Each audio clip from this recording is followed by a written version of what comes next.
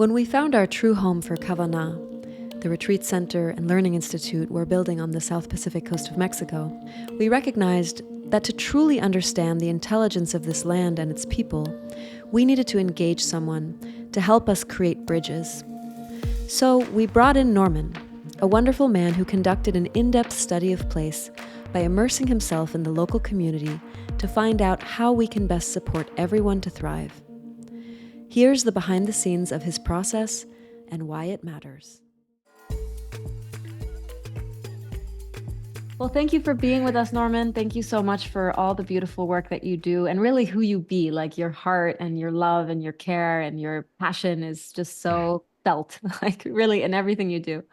Thank you. Yeah, so very grateful to have the opportunity to learn from you and be in the collaborative explorations with you, especially as Benjamin and I are stepping into a project, a mission, a lifestyle, really. A It's way of now, life. yeah, it's taken over our whole life, every single part of it. We've never built a 30-acre retreat center and learning institute in a foreign country. We certainly have never built a town of the future, which is really what it's now evolved into.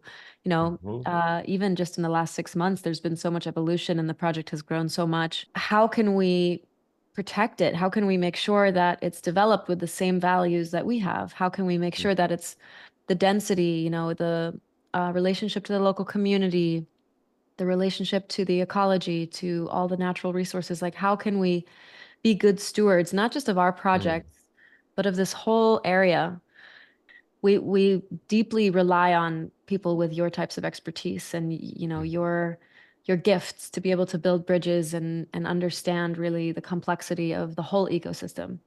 Um, and so I guess I'd love to ask, maybe to start with, in your work, and you've been doing this for many years, right? Mhm. All over Central and South America. Uh-huh. Yeah. Now in Asia also, in Oh, the up in amazing. the Himalayas, and yeah, it's expanding. Yeah.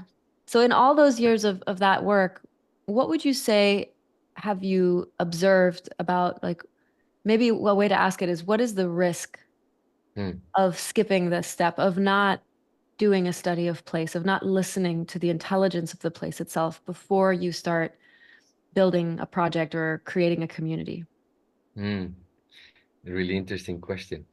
I guess the biggest risk really is that to go against its nature, its vocation, unintentionally, which is the worst part. No, usually projects always are framed in the value creation process, no, and creating value to the place and so on and so forth. But intention is not enough. We need understanding. We need methodologies. We need certain tools. But basically, we need understanding of what's the nature of the place, what's its vocation. And so in that way we can align to it, no? So Mhm. the risk of it really is to develop projects against the natural processes and evolution of the place.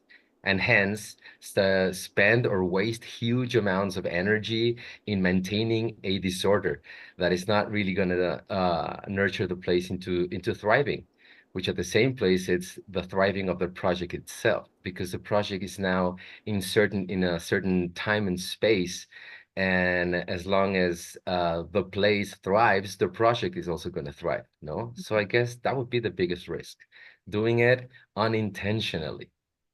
Right. The path to hell is paved with good intentions. That's the quote that comes to Exactly.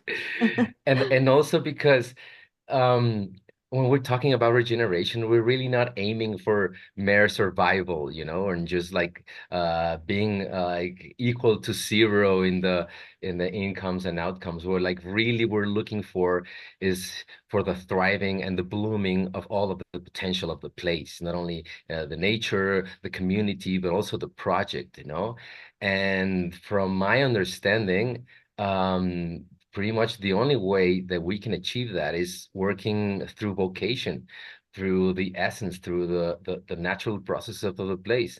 Just like in humans, if a certain person has a natural vocation for sports, and we push this person to be a scientist, he or she will be able to do it, but they're not going to thrive. They're not going to bloom, in that sense. So I guess just like in humans, a really powerful way to approach this is first understand what's the nature of this place, what's the vocation of this person, and hence develop interventions and processes that would nurture that vocation, that nature, and naturally it'll bloom. Mm. It'll thrive. It's so beautiful how you frame that, and I think most people can relate to that with like a human, right, or a child. Like let's nurture its natural gifts and proclivities, and if it has a talent, then we're gonna, if it seems to be musical, let's get it violin lessons, right? That makes sense. But to think about it through the lens of an ecosystem, like a Hmm. whole ecosystem, right? So not just the human intelligence, but Hmm. the intelligence of nature, the intelligence of the social dynamics, the intelligence of, the natural resources that are available there or not available there. Hmm. The whole kind of ancestral path, the history of that place. Like Hmm. you're now you're talking about a pretty complex data harvesting process to sort of begin with, right? Because you have to first like wrap your head around all these complex systems that all work together and Hmm. identify where I think you call them like the acupuncture points, right? Like Hmm. where can we press those points to restore the flow of energy that is healthy, that is going to create a healthy organism. Hmm. If there's a blockage, or if there isn't a blockage, how can we make sure we don't become the blockage, right? Exactly, Yeah. Yeah. exactly. And so how do So, you what is your step-by-step process? Like when you arrived at Musa and you went out into the field, share with us how you approach your work. How do you know who to speak to? How do you mm, establish trust and safety with the people you're connecting with? How do you receive the information you need? that's a really good question. It took me many, many years to develop uh, I don't know, the understanding or the mastery of being able to, getting immersed into a place, not only in its nature, but also with its people and try to understand it from different perspectives, no? So I guess first of all, the way that I frame my work really is through a really powerful question. It's a question that really helps me frame the work and not deviate from things that are not really nurturing the process. And the question is, how can we harmonize social and environmental relationships in this place that we are now part of? Mm, So if you look at that, if you reflect upon that question, what we're looking for is what are the local dynamics socially and environmentally, and how could we, through this project, create harmony in these relationships so we can develop, no? Because honestly, we're now part of this place. mm, And specifically, the way that I do it is through a technique that I frame as signs and symptoms. Just like a doctor can understand a patient, signs and symptoms in a relationship of things that I can perceive, things I can read from the place, but it's really hard for the people to tell you about, and the other way around, no? Things that I cannot perceive or I cannot really read, but it's the people and the place that can really respond to these questions, no? So mainly what I do basically is first, before I go to the place, I do a lot of research, trying to understand the history, the social structures, the nature of the place, stuff like that. And mainly when I get to the place, first of all, I have like a clear idea of what I'm looking for, no? And what I'm looking for is the ways of life, the ways in which the people of the place relate to the place, no? mm, Because in a way, it's a little bit faster to start asking or getting some information from people, and then you start getting in depth with the sensibility of intuitive guidance with nature. But basically, it's just a strategy of, we have a saying in Mexico, we say, asking around can get you to Rome. you mm, know? So really it's just about having a sense of what I'm looking for, and then going to the places where it happens, the cropping, social dynamics, the fishermen. So you go to those places, and when you go to those places, what's going to happen is you're going to find the people that are around those dynamics. And just through an honestly and genuine curiosity, you just approach like a human being, like a person, not like an engineer that is doing a study of the place, but not really, just like a person who is really curious. And then you start asking the questions, just being really open, and really being sincere in that you really want to find out about that stuff, and starting to talk to people. They'll start guiding you. They'll tell you who to speak to, where to look. It starts to give you certain direction. And but always I guess the mastery, I guess the power of this work, it comes through honest, human, humble, and natural approach, genuine curiosity, transparency, understanding interconnectedness, and compassion is just about getting yourself immersed in the local way of life. And when you do that and you start asking these questions and starting conversations, from different approaches, the magic happens and the place starts speaking, and the place starts guiding you through the right people and the right connections. And then everything, all the little secrets start to come out. Mm. So in a nutshell, that's like how I start my approach. Beautiful. Is there anything that you would say in that process? Let's say someone's listening to this and they're like, wow, I'm building a community somewhere, or I'm starting a project somewhere in a place that I am new to. Hmm. And I want to apply some of this methodology. Is there anything that you would say to avoid? Like, have you done something in the Mm. past that you thought would be a good, would move you closer to where you want to go, but actually took you 10 steps backward? Yes. Um, don't rush things. Don't rush it. Don't try to impose. Don't don't approach the place from your own rhythm, because the place has its own rhythm. And if there is not a match, if there's not a toning or a synchronicity in those rhythms, it's really hard for you to resonate with the place, and the other way around, right? So a lot of it is, first of all, build your context. Before you go out, do as much research as you can about the place, the story of the place, the history of the place, what's the type of ecosystem, what are the communities there, what are their likes, dislikes, where's the food, like the more context you can get before going out, the clearer idea that you'll have when you get there. um but honestly, just be an empty vessel, be a clean canvas, you Mm. know just empty yourself. You, like, honestly, approach the place from the perspective that you're getting to know a new place. It's just like getting to know a person. If you want to get to know a person and you start a conversation and all you do is talk, talk, talk, and you don't listen, it's going to be really hard for you to understand the story of this person, where it's come from, what it does, and all that kind of stuff. So really be patient and approach with inner silence, quiet the mind, quiet the heart a little bit, and just be open to anything that people or the place is talking about. um, Activate your senses, activate your intuition. The senses are a really powerful tool in humans for perceiving the world and understanding the world. So the smells, the senses, temperatures, all this information that comes through the senses and is connected through intuition, just activate it. No. Um, Spend time in the place as much as you can, in different times of the day and in different times of the year, if it's possible. um, have a clear idea of what you're looking for and approach it through different angles. Look for different perspectives of the same topic. If we're looking around, like proper disposal of garbage, or any topic, and you're going to be talking to an elder, and then a woman, and then a kid, and then somebody that works. So what you're going to get is you're going to get different perspectives on the same topic. And so be able to approach this from different perspectives, not only trying to engage it like straightforward.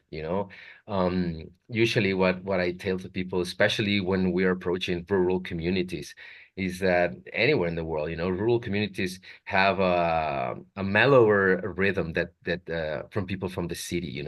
Usually certain conversations cannot start right right there. You need to just sit down, have a cup of coffee, talk about the climate, and maybe it'll take you 2 or 3 hours talking to this woman, but it'll be an amazing conversation, and you'll get amazing information that you're not gonna be able to write down right there in the middle, but that you're gonna get a pretty good idea of it. So try to find the rhythm of the place and tune into that, Mm, because every place, just like every person, has its own rhythm. I mhm. guess those would be like my tips around it. I love that. Yeah, it's so much easier said than done, right? Because the more Western, sort of high achiever mindset that's especially in North America so prevalent is all about what's the point, what's the agenda, what's the shortest path that I can get from, A to B, how can I be most efficient, how can I maximize productivity, like all of those mindsets really get in the way and pull you out of that ability to deeply listen. Like this whole notion of like time is money, right? Like to sit there for 2 hours and drink a coffee to maybe get a little bit of information or maybe not. You know, Exactly. it's hard for even for like for myself, that would be a challenge to be able to surrender to a rhythm that is not what I've been conditioned to feel comfortable inside of. And I think that is really one of the big opportunities. Challenges and Mm, opportunities to me are all connected, right? But challenges and mhm, opportunities that anyone who's looking to create a community in a place that is not, North America or maybe Europe, mhm, or where it's really highly developed countries where that mhm, mindset has been adopted. mm, So rural areas, it is a different way of living. mhm, Um, and I guess I'm curious because there is a trend, right, where a mhm. lot of people who are living in the matrix, if you want to call it that, and are tired of the grind and the hustle and all of the things that define that culture, Mhm, productivity culture, are looking for a change. And myself and Benjamin are no different, right? We're getting out of the US and we're moving to Mexico because the magic of that place is calling our mm, soul, really. mm, So, but there's also, we're not the only ones, right? There's a whole mhm, wave, there's a whole trend of people coming to, let's mhm, use Mexico as an example, mhm, and wanting to call it home. mhm, So, what is your perspective on colonization or this mm. idea of foreigners coming and saying, I'm now going to make this land my own? Really powerful question. I guess I guess it depends on intention, you Hmm. know? I think it all comes down to what's the intention of people moving down there, or each person, because usually in my experience, and thank God of this, I have this type of work that I can do, is that usually these type of projects, they take a lot of time, they invest a lot of time in designing the dynamics, the processes, and the intentions within the walls of the project, let's say if that, but they don't really take the time into doing the same processes with the interconnectedness with the place that they're going to be there, Yeah. outside the walls, designing interfaces, designing relationships with the place. So in that sense, so I guess it comes down to intention. Hmm. I don't I have this thing about internationality and borders, which it's just a social idea, it's really not a natural phenomena, really natural phenomena. The world is one, and the people move around. I mean, that's been going on for a long time. But I guess it's completely different when someone moves or has an intention to move to a place with a pure intention. A Right. pure intention, what I mean is that it's not an intention for the creation of value just for themselves or for their project, but that they have a perspective and an intention of creating value to the whole place and hence to themselves, So I guess what it separates is the broader the intention, the broader the perspective, the broader the intention can be. And as long as there's a pure intention, of creating value for the whole place, I think it's worthwhile exploring, and I think it's really powerful for that to happen, and the city meeting the rural communities, and what's the and getting the best of both worlds and creating something new, something that it doesn't happen in the cities, but it doesn't happen in rural Mexico in this sense, just like you guys, what you're doing and what you're bringing to the place. It could really create value to the place for the environment, for the people, for the project. And the only thing that sets it apart is just the pure intention. And that's what I like about Musa. You guys have really gone through a deep transformative process of understanding what does pure intention really mean. And I see you guys really thriving to implement it, and to honestly do everything inside the project with that perspective. So I wouldn't call that colonization, I think that would be the integration, the transculturalization, syncretism, and many perspectives that really create a lot of value. Mm-hmm. Well, thank you so much for that reflection, and that feels good to receive. Because there is a fear of, being like to your point of having good intentions, but then without even meaning to, creating harm or creating dysfunction simply Mhm, by being there or simply by not having that awareness.